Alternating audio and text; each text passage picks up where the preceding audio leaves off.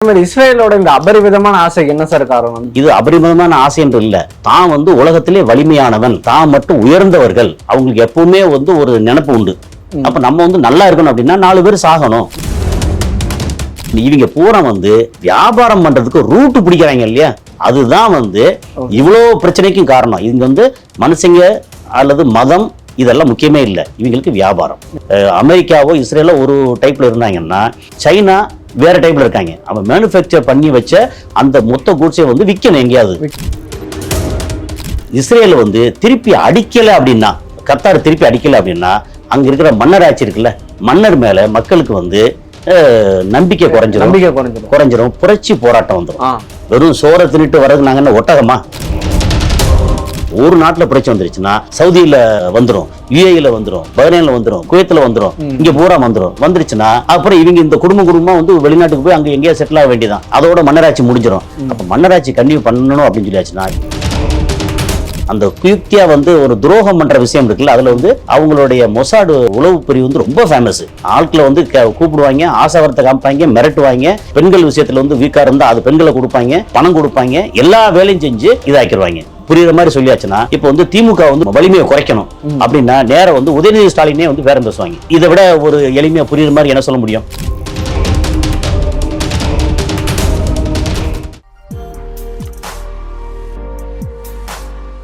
S-400 ரொம்ப famous. அதே மாதிரி இங்க உக்ரைன்ல இருந்து ரஷ்யாவுக்கு அடிச்சாங்கல்ல, அதை பூரா தடுத்து நிறுத்தினது பூரா S-400. அதே மாதிரி இவங்க இஸ்ரேல் ஈரானை அடிக்க வந்தாங்கல்ல, அப்போ அமெரிக்காவோட B-2 பாம்பர்ஸ் ஒன்றும் செய்ய முடியல. ஆனா இவங்க அடிக்க வந்தது பூரா தடுத்ததுல முக்கியமான பங்கு S-400. ஆனா அந்த S-400 எல்லாம் முதல்ல செயலுக்க வச்சு பண்ணாங்க. அவங்க அதாவது அந்த குயுக்தியா ஒரு துரோகம் பண்ற விஷயம் இருக்குல்ல, அதுல அவங்களுடைய மொசாடு உளவு பிரிவு ரொம்ப ஃபேமஸ். ஆட்களை கூப்பிடுவாங்க, ஆசைவரத்தை காமிப்பாங்க, மிரட்டுவாங்க. பெண்கள் விஷயத்துல வீக்கா இருந்தா அது பெண்களை கொடுப்பாங்க, பணம் கொடுப்பாங்க, எல்லா வேலையும் செஞ்சு நமக்கு இதாக்கிடுவாங்க. அதாவது ரொம்ப சிம்பிள். இப்ப புரியுற மாதிரி சொல்லியாச்சுன்னா, இப்ப திமுக வலிமையை குறைக்கணும் அப்படின்னா நேரம் உதயநிதி ஸ்டாலினே பேரம் பேசுவாங்க. இதை விட ஒரு எளிமையா புரியுற மாதிரி என்ன சொல்ல முடியும்? ஓகே. அல்லது இப்ப நம்ம பாட்டாளி மக்கள் கட்சி அப்படின்னா அன்புமணி ராமதாஸை பிரிச்சு வச்சிருவாங்க. அதுக்கு என்னென்ன ஆசை வார்த்தை காமிக்கணுமோ அத்தனையும் காமிப்பாங்க. இது மெயினா உலகத்துல நம்பர் 1 மொசாடு. ஓகே. நம்ம இந்தியாவிலே RSS அந்த டீம் கிட்டத்தட்ட அவங்கள தான் ஃபாலோ பண்றாங்க அப்படி வச்சுக்கோமே. இப்போ என்ன ஆகி போச்சு, இவங்க கூட்டம் சேர்ந்து அடுத்து ஒரு பெரிய அளவுக்கு மீட்டிங் போடுறாங்க. போட்டு இஸ்ரேல் திருப்பி அடிக்கல அப்படின்னா, கத்தார் திருப்பி அடிக்கல அப்படின்னா, அங்க இருக்கிற மன்னராட்சி இருக்குல்ல, மன்னர் மேல மக்களுக்கு நம்பிக்கை குறைஞ்சிரும், புரட்சி போராட்டம் வந்துடும். வெறும் சோறை தின்னுட்டு வர்றது நாங்க என்ன ஒட்டகமா? அப்படி உயிர் வாழ்றதுக்கு நாங்க உயிர் வாழ்றதுக்கு நாங்க என்ன வெறும் ஒட்டகமா? ஏன் நாடு, நம்ம நாட்டுல நீ உனக்கு அதிகாரம் இருக்கு, அந்த அதிகாரத்தை உன் தலையிலே குண்டை போட்டு போயிட்டான். ஓகே, உன்னால என்ன செய்ய முடிஞ்சு? அப்படி பார்த்தா ஈரான் மேல குண்டை போட்டான். ஈரான் 12 நாள் திருப்பி அடியில கதறிட்டாங்க, இஸ்ரேலுக்கு கதறிட்டாங்க. இல்லைன்னா இஸ்ரேல் இன்னும் வீணா போயிருக்கும் அப்படின்ற இடத்துல ட்ரம்ப் கூப்பிட்டு சமாதானப்படுத்திட்டாங்க. அப்போ அவன் ஆம்பளைங்கிறது ஆண் பெண் விஷயத்துக்காக இல்ல, அவன் தைரியமான ஆள். அவன் திருப்பி அடிச்சான். உன்னால திருப்பி அடிக்க முடியலன்னா உன் தலைமையில நாங்க எப்படி இருக்க முடியும் அப்படின்னு புரட்சி வந்துரும். அதுக்காக இங்க புரட்சி வந்துருச்சுன்னா, ஒரு நாட்டுல புரட்சி வந்துருச்சுன்னா சவுதியில வந்துரும், யுஏஇல வந்துரும், பஹ்ரைன்ல வந்துரும், குவைத்துல வந்துரும், இப்ப இங்க ஓமான்ல வந்துரும். இங்க இருக்க பூரா மன்னராட்சி இங்க பூரா வந்துருச்சுன்னா அப்புறம் இவங்க இந்த குடும்பமா வெளிநாட்டுக்கு போய் அங்க எங்கேயா செட்டில் ஆக வேண்டியதான். அதோட மன்னராட்சி முடிஞ்சிடும். அப்ப மன்னராட்சி கண்டினியூ பண்ணணும் அப்படின்னு சொல்லியாச்சுன்னா இஸ்ரேல் திருப்பி அடிக்கணும் அப்படின்னு சொல்ல இப்போ பேச்சுவா இது. இப்போ ஃபர்ஸ்ட் இங்க அயன் டோம் மாதிரி ஆன்டி ஏர்கிராஃப்ட் மிசைல்ஸ் இது வாங்கியிருக்காங்க. ஓகே, S-400 வாங்கியிருக்காங்க. அப்புறம் வேற சப்ளை ஈரான்ல இருந்து வர்றதா கேள்வி. ஓகே, அதாவது அங்க நம்ம ஷாஹித் ட்ரோன் இருக்குல்ல, அதுக்கப்புறம் ஃபத்தே மிசைல், அதெல்லாம் ரொம்ப ஃபேமஸ். ஓகே, அந்த ஃபத்தா மிசைல் அதுதான் அடின்னு அடிச்சது அங்க இஸ்ரேல் அயன் டோம் எல்லாம் ஃபெயிலியர் ஆனது ஃபத்தா மிசைல்ல. ஏன்னா இது தேடி வர்ற, இது வரும்போது வர வேகமும் இது வரக்கூடிய வேகமும் டிஃபர் ஆகுது. இது போக்கு காமிச்சிட்டு கீழே அடிச்சிருது. அந்த மாதிரி ஃபத்தா அந்த ஃபத்தாவும் ஷாஹித் ட்ரோனையும் குவைத்துக்கும் சவுதி அரேபியாவுக்கும் சப்ளை பண்றதா இப்போ ஒரு பேச்சுவார்த்தை போயிட்டு இருக்கு பேச்சுவார்த்தை இருக்கு. ஈரான் வந்து சம்மதம் சொல்லிட்டதா கேள்வி. அதே மாதிரி அந்த பக்கம் வந்து எர்டகன் வந்து நம்ம துருக்கி, அவர் வந்து அடுத்து எங்களை தான் அடிப்பாங்க நாங்க எதிர்பார்த்துக்கிட்டு இருக்கோம் அப்படின்னா, அங்கேயும் வந்து ஹமாஸோட ஆட்களோ ஹிஸ்புல்லா ஆட்களோ அங்கேயும் இருக்காங்கன்னு அர்த்தம். அப்ப இங்க வந்து அடிப்பாங்க, அப்ப நாங்களும் தயாராகணும் அப்படின்னு தயாராகிட்டு இருக்காங்க. இப்போ இந்த ஜியோ பாலிடிக்ஸ்ல மிடில் ஈஸ்ட் பாலிடிக்ஸ் எடுத்தாச்சுன்னா, இது வந்து இவ்வளவு தூரம் பேசிட்டோமா, இதுக்கு முக்கியமான காரணம் என்ன தெரியுமா? இதுக்கு மதம் காரணம் இல்லை. ஓகே, அமெரிக்காவோட கை வந்து இங்கே இறங்கக்கூடாது, அதுக்கு இஸ்ரேல் வேணும். இதெல்லாம் தாண்டி சைலண்டா வந்து சைனா என்ன பண்றாங்க தெரியுமா? அவங்க வந்து ஒரு பெல்ட் அண்ட் சில்க் ரோடு வந்து முன்னாடி அனௌன்ஸ் பண்ணி பாகிஸ்தான் வழியே ஆப்கானிஸ்தான் இந்த பக்கம் ஈரான் அந்த வழியே வந்து மெடிட்ரேனியன் சி வழியே போய் இதுக்கு யூரோப்பியன் கண்ட்ரீஸ்க்கு வந்து சப்ளை பண்ணணும். இவன் வந்து பெரிய மேனுஃபேக்சர் ஹப். ஓகே, அப்புறம் ரஷ்யால இருந்து குரூட் ஆயில இருந்து அங்க இருக்கிற மினரல்ஸ்ல இருந்து எல்லாம் போறதுக்கு அவன் ஒரு ரூட் அப்படியே போறான். இன்னொரு ரூட் எப்படின்னா, இந்தியால இருந்து இப்படி கடல் வழி இந்த பக்கம் போய் இஸ்ரேலுக்கு போய் இஸ்ரேல் ஹைஃபா போர்ட் வழியா வந்து அங்க இங்க யூரோப்பியன் கண்ட்ரீஸ்க்கு அங்கிட்டு போகணும். அப்படி இவங்க பூரா வந்து வியாபாரம் பண்றதுக்கு ரூட் பிடிக்கிறாங்க இல்லையா, அதுதான் இத்தனைக்கும் காரணம் அப்படிங்கறதான். ஸோ இதுக்கான இன்னும் டீட்டெயில் பேசினா, இதுக்கான அந்த ரூட் இருக்குல்ல, இந்த வியாபார ரூட்டு, இதை பத்தி இந்தியால இருந்து எங்க ரூட்ல எப்படி போகுது, எவ்வளவு செலவு, யார் இன்வெஸ்ட் பண்றாங்க, என்ன மாதிரி வந்து மெட்டீரியல் அங்க போகும், சைனால இருந்து போற ரூட் இருக்கு இல்லையா, அது வந்து என்ன மாதிரி செலவு பண்றாங்க அப்படின்னு டீட்டெயில் பேசணும்னா அது 1/2 மணி நேர டீட்டெயில். அதுதான் வந்து இவ்வளோ பிரச்சனைக்கும் காரணம். இங்க வந்து மனுஷங்க அல்லது மதம் இதெல்லாம் முக்கியமே இல்லை, இவங்களுக்கு வியாபாரம். ஆமா, அவங்க அமெரிக்காவோ இஸ்ரேலோ ஒரு டைப்ல இருந்தாங்கன்னா, சைனா வேற டைப்ல இருக்காங்க. அவன் மேனுஃபேக்சர் பண்ணி வச்ச அந்த மொத்த கூட்ஸை வந்து விற்கணும், எங்கேயாவது விற்கிறதுக்கு வந்து யூரோப் கண்ட்ரிஸ் போகணும், இந்தியாவுக்கு வரணும், அமெரிக்காவுக்கு போகணும். அப்போ இந்த பிரச்சனை வந்துட்டே இருந்துச்சுன்னா அப்படிங்கறதான் வந்து இதோட மெயின் இஷ்யூ. இப்ப இருக்கிற சிச்சுவேஷன்ல அரபு நாடுகள்ல அமைதியை நிலைநாட்ட என்னதான் சார் வழி இருக்கு? ஒரே ஒரு விஷயம்தான். இப்ப அரபு நாடு வந்து அப்பர் ஹேண்ட் எடுத்துட்டாங்கன்னா இஸ்ரேல் வந்து அடங்குவாங்க. இஸ்ரேல் அடங்கிட்டாங்கன்னா இங்க வந்து கொஞ்சம் அமைதி ஆயிடும். பெரிய, அதாவது சின்ன சின்ன சலசலப்பு வரத்தான் செய்யும். எப்படி பார்த்தாலும் ஷியா சன்னி வந்து ஒழியாது. அப்புறம் அங்க ஒருத்தன் வந்து இப்ப மன்னர் இருக்காங்க, மன்னர் ஆட்சியில வந்து பிடிக்காத ஒரு சில போராளி குழுக்களுக்கு வந்து ஆயுத சப்ளை பண்ணி அடிக்க விடுவாங்க, அங்கங்க குண்டு வெடிக்கும். இதெல்லாம் நடக்கத்தான் செய்யும். இதை வந்து கட்டுப்படுத்துவாங்க, எல்லா வேலையும் பார்ப்பாங்க.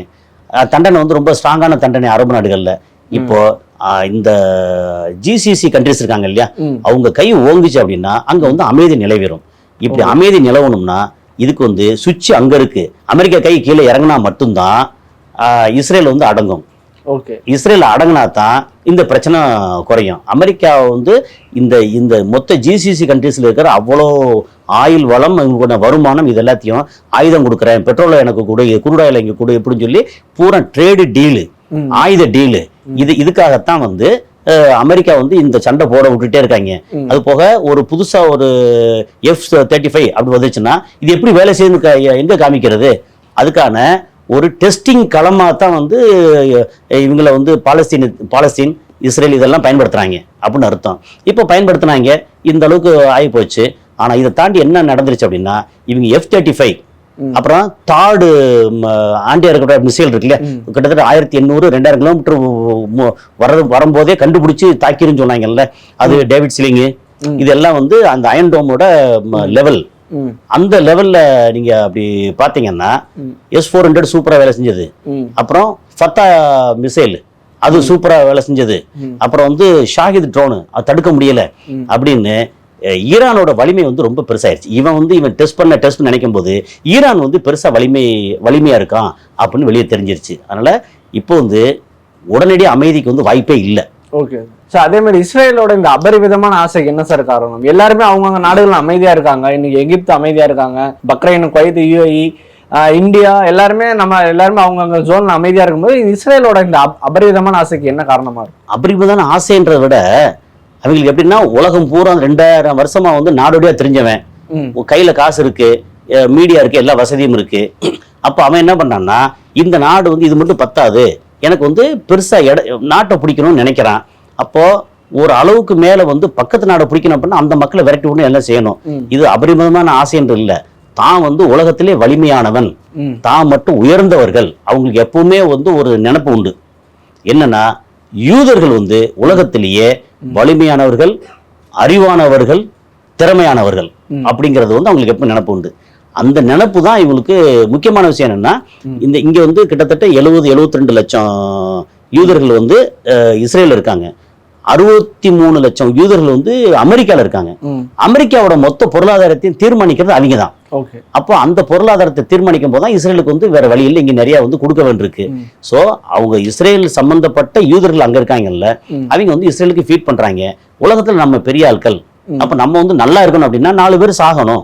அது பாலஸ்தீனா இருக்கட்டும், துர்க்கியா இருக்கட்டும், அல்லது ஜோர்டானா இருக்கட்டும். ஜோர்டான் அடிக்க மாட்டாங்க, ஏன்னா ஜோர்டான் வந்து அவங்களுக்கு சாதகமானவங்க. ஜோர்டான் மன்னர் வந்து அமெரிக்காவுக்கும் இஸ்ரேலுக்கும் அடிமை, சாசனம் எழுதி கொடுத்த அடிமை. ஆமா, இது வரைக்கும் வந்து சவுதி அரேபியா, கத்தார் எல்லாம் அமெரிக்காவோட அடிமை தான். அடிச்ச உடனே திருப்பி வந்து பேசிட்டு இருக்காங்க, இப்போ எனக்கு வேற வழி இல்ல, இப்போ நான் என் நாடை வந்து உனக்கு அடகு வைக்கிறேன், என் தலையிலே கல்ல போட்டா இப்ப என் மக்கள் எப்படி என்ன ஃபாலோ பண்ணுவாங்க, நம்புவாங்க அப்படின்ற அந்த ஒரு இஷ்யூ வந்திருக்கு. மற்றபடி இப்போதைக்கு வந்து இஸ்ரேல் பிரச்சனை ஓயாது. இது வந்து அடுத்த உலக போரா மாற வாய்ப்பு இருக்கா? இப்ப அரபு நாடுகள் எல்லாரும் சேர்ந்து இஸ்ரேல் அடிச்சா இஸ்ரேலுக்கு சப்போர்ட்டா அமெரிக்கா வருவாங்க, அரபு நாடுக்கு சப்போர்ட்டா இந்த பக்கம் ரஷ்யா, மேபி இந்தியா கூட உள்ள வர வாய்ப்பு இருக்கு. இது ஒரு அடுத்த உலக போரா மாற? உலக போர் வரவே வராதுங்க. அங்கங்க அடிச்சு முடிச்சு க்ளோஸ் பண்ணிடுவாங்க ஒழிய. உலக போர்னு என்ன நினைக்கிறீங்க? உலக போருங்கிறது அடுத்த நொடி வந்து அணு ஆயுதம் வந்து போடுறதுதான். ஒரு அணுகுண்டை போட்டாச்சுன்னா, ஹிரோஷிமா நாகசாகியில போட்ட அணுகுண்டு இருக்குல்ல, அந்த அணுகுண்டு எவ்வளவு வீரியமா இருந்துச்சோ அந்த வீரியத்தோட கிட்டத்தட்ட 400-500 மடங்கு பெரிய அளவு ஒரு குண்டு. ஓகே, அப்போ இப்போ கையில இருக்கிற அணுகுண்டு இருக்குல்ல, இதை போட்டாச்சுன்னா மொத்த உலகத்தையும் வந்து ஒரு 30-40 வாட்டி அழிச்சிடலாம். அந்த அளவுக்கு கையில குண்டு இருக்கு. அணுகுண்டு ஒரு இடத்துல போட்டாங்க அப்படின்னா எல்லார் கையில இருக்கு. இப்போ முக்கியமான இடங்கள்ல அமெரிக்காட்ட இருக்கு, ரஷ்யால இருக்கு, சைனால இருக்கு, இந்தியால இருக்கு, பாகிஸ்தான்ல இருக்கு, நார்த் கொரியால இருக்கு, ஈவன் இஸ்ரேல்ல இருக்கு. இஸ்ரேல்ல ஒரு 80-90 குண்டு அணுகுண்டு இருக்கு. அப்படி பார்த்தா 20 குண்டு வந்து இப்போ ஈரான்ல இருக்கு, இன்னும் டிக்ளேர் பண்ணல. ஈரான் ரெடி பண்ணிட்டாங்க, ஈரான் கையில இருக்கு. இப்படி பாத்தீங்கன்னா பிரான்ஸ்ல இருக்கு, யூகேல இருக்கு, இப்படி எல்லா இடத்துலயும் அணுகுண்டு இருக்கு. ஓகே, இப்போ இந்த அணுகுண்டை வந்து போட ஆரம்பிச்சு என்ன ஆகும்? மாத்தி மாத்தி இப்போ வந்து நார்த் கொரியா வந்து அமெரிக்காவை நோக்கி வந்து ஆல்ரெடி ரெடியா வச்சுட்டே இருக்காங்க. ஒரு பட்டனை தட்டி விட்டா யாரும் தடுக்கவே முடியாது. நேர போய் அமெரிக்காவே அணுகுண்டு போட்டுச்சுன்னா, சாதா குண்டு போட்டா இருக்கிற பில்டிங் எல்லாம் உடையும். அதுக்கப்புறம் வந்து திரும்ப தூசி எல்லாம் தட்டி எடுத்து மக்கள் இருக்கு செத்து போவாங்க, தூசி தட்டி எடுத்து திரும்ப கட்டிக்கலாம். அணுகுண்டு போட்டா அடுத்த 500 வருஷத்துக்கு யாரும் போக முடியாது. அப்ப மொத்த உலகமும் வந்து ஒரு மாதிரி ஆயிடுமே, சொல்லி முடிஞ்சு. எப்ப இந்தியால வந்து ஒரு 3 குண்டு போதும், மொத்த இந்தியால முக்கால்வாசி இந்தியா வந்து அவுட் ஆயிரும். அப்போ பிரச்சனை வந்துச்சு அப்படின்னா அணுகுண்டு தான் அடுத்த கட்டம். அப்படிங்கனால உலக போர் வர்றதுக்கு வாய்ப்பு இல்லை. ஆனா ரீஜனல் போர் வரும். ஒரு என்னன்னா சைனா வந்து பொருளாதார ரீதியா பெரிய ஆள் ஆகிட்டு இருக்காங்க. அதை வந்து தடுக்க முடியல அமெரிக்காவால. அமெரிக்கா பொருளாதாரம் எப்படி வளர்ந்துச்சுன்னா, அடுத்தவனை அடிச்சு ஆயுதம் வித்து தான் பெரிய ஆள் ஆனாங்க. அவன் வந்து பெரிய கண்டுபிடிப்பு, பெரிய மேனுஃபேக்சரிங் அப்படி பண்ணலாம் இல்லை. எல்லாம் இங்க சைனாலையும் மற்ற இடங்களையும் மேனுஃபேக்சர் பண்ண வச்சு அது மேல வந்து அவன் ஸ்டிக்கர் ஒட்டி தான் பெரிய ஆள் ஆனான். அதனால இப்ப பிரச்சனை என்ன அப்படின்னா, அமெரிக்கா கை இறங்கிட்டு இருக்கு, டாலர் வேல்யூ இறங்குது. அதனால இந்த பிரச்சனையை பூரா தூண்டி விட்டு ஏதாவது வந்து அவன் தன்னை நிலைநிறுத்த பார்ப்பான். அதுதான் இப்போதைக்கு இஷ்யூவே ஒளி. இந்த இஷ்யூல வந்து கத்தார் வந்து இப்ப பலிகடாவா நிக்கிறான். அவன் வந்து இப்ப எல்லாம் கூட்டணியை சேர்ந்து திருப்பி வந்து ஒரு பேருக்காவது வந்து இஸ்ரேல் அடிக்கணும் அப்படிங்கிறதான் நிலைமை. இப்போ அடுத்து இஸ்ரேலோட ஆக்ஷன்ஸ் எந்த மாதிரி இருக்கும்? அடுத்த கட்ட நடவடிக்கை ஒண்ணும் இல்லை, அடிச்சா திருப்பி அடிப்போம்பா. அவன் அங்கிருந்து இன்ஸ்ட்ரக்ஷன் வரணும் அமெரிக்கால இருந்து. ட்ரம்ப் விட்டா, அவங்க ட்ரம்ப்னா பேரு தான் ட்ரம்ப். அங்க இருக்கிற ஸ்ட்ராட்டஜிக் பீப்புள் இருக்காங்க இல்லையா, அதுல எல்லாம் 3/4 மேல யூதர்கள். அவங்க வந்து இங்க அடிக்கலாம், அப்புறம் துருக்கியில் அடிக்கலாம், அப்புறம் இங்க அடிக்கலாம், அதில் அடிக்க சொல்லுவாங்க. கப்பலா வந்து நிறைய ஆயுதங்கள் வந்து இன்னும் இறங்கிட்டு இருக்கு, இஸ்ரேல் இருக்கு. இவன் திருப்பி வந்து தாக்குற அளவுக்கு இவங்க பெரிய ஆளா இருக்காங்க. ஒருவேளை இன்னும் ஒரு வாட்டி வந்து தப்பி தவறி ஈரான்ல ஒரு வாட்டி அடிச்சிட்டாங்கன்னா இஸ்ரேல் வந்து 3/4 முடிச்சிருவாங்க. அதுக்காக வெயிட் பண்ணிட்டு இருக்காங்க. 3/4 முடிச்சாச்சுன்னா அவனுக்கு வந்து தளமும் கிடையாது, எங்க இருந்து ஏவுவாங்க. சரி, ஓகே சார், உலக நடப்புகள் பேசியாச்சு. இதே மாதிரி இன்னொரு சந்தர்ப்பத்துல வேற ஒரு நேர்காணல ஃபர்தர் அப்டேட் என்னென்ன வருதோ ஆமா அப்பப்போ அப்டேட் பண்ணிட்டே இருப்போம். இதே மாதிரி இன்னொரு நேர்காணல சந்திப்போம். நன்றி சார். நன்றி.